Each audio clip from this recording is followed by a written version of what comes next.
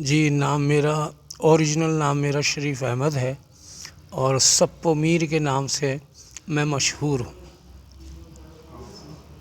कस्बा थाना भवन, ज़िला शामली, उत्तर प्रदेश।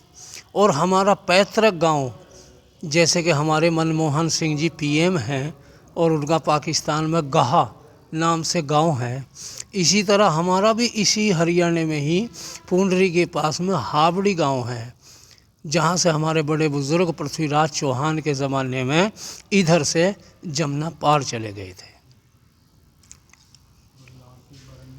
यहाँ पर जो है तो मेरी 2-3 जिम्मेदारियाँ रहती हैं।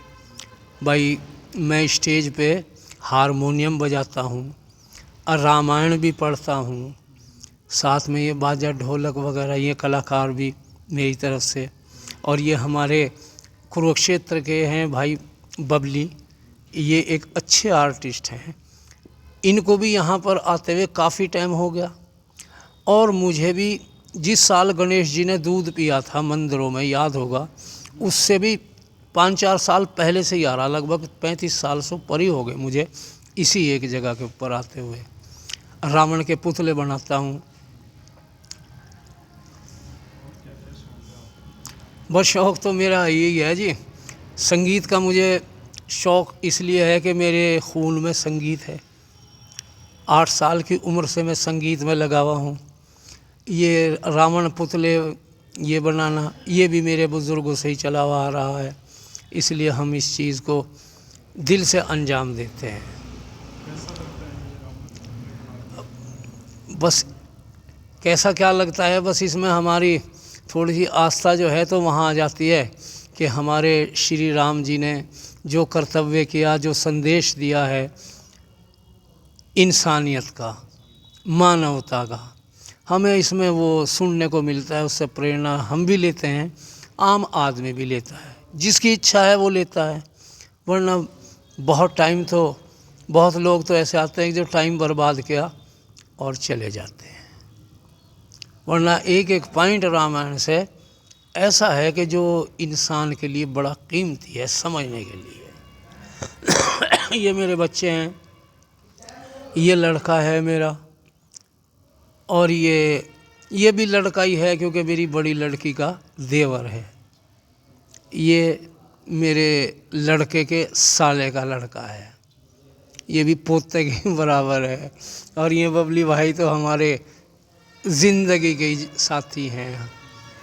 बस हमारी तो अपनी यही सोच है कि हम इस स्टेज पर जब तक दम में दम है, हम इस्माइलाबाद को नहीं छोड़ सकते। हाँ, गुरुद्वारे में भी मैंने काफ़ी टाइम लगाया। सन 93, 94, 95 में तो मैं रहा पांवटा साहिब, जहाँ पर 10वीं पातशाही हमारे गुरु गोविंद सिंह जी महाराज साहब जी ने बहुत टाइम लगाया वहाँ पर। मैं वहाँ भी सेवा करी है। और उस मालिक की दया से कितनी ही लैंग्वेज ऐसी हैं जो मैं जानता हूँ। मैंने ग्रंथ साहिब भी पढ़ा है और इसके साथ साथ अपने सनातन धर्म की तरफ से भी शास्त्रों का भी ज्ञान लिया है, मुस्लिम धर्म की तरफ से कुरान का भी ज्ञान लिया है, पढ़ा है, उर्दू भी पढ़ी है, फ़ारसी भी पढ़ी है, इंग्लिश तो एक आम चीज़ है, हिंदी हमारी मातृभाषा है, राष्ट्रीय भाषा है। मैं 3 ही साल वहाँ रहा हूँ, फतेहगढ़ साहिब और डिविन प्लेस बड़ू साहिब। जब मैं आर्टिस्ट था वहाँ पे पांवटा साहिब में, तो उस टाइम में हमको हमारे बाबा जी भेजा करते थे सेवा के लिए कि जाओ वहाँ चले जाओ, वहाँ चले जाओ। इस तरीके से गुरुद्वारों की भी सेवा करी। मैंने संगीत कला के अंदर हरियाणवी टाइप में सांग किए।